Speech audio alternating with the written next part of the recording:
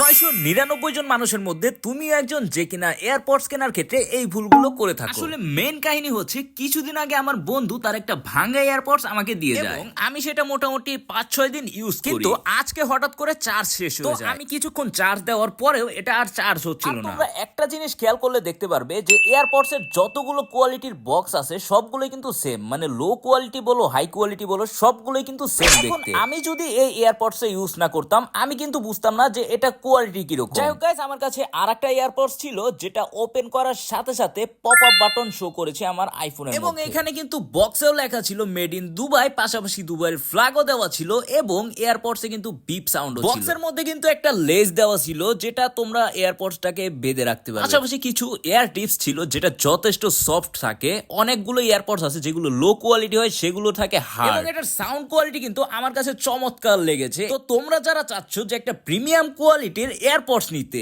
অথবা ফ্রেন্ডসদেরকে গিফটস করতে অথবা তাদের থেকে গিফটস নিতে, তাহলে কিন্তু অবশ্যই তুমি হাইটেক বিডি ফেসবুক পেজে মেসেজ দিতে পারো।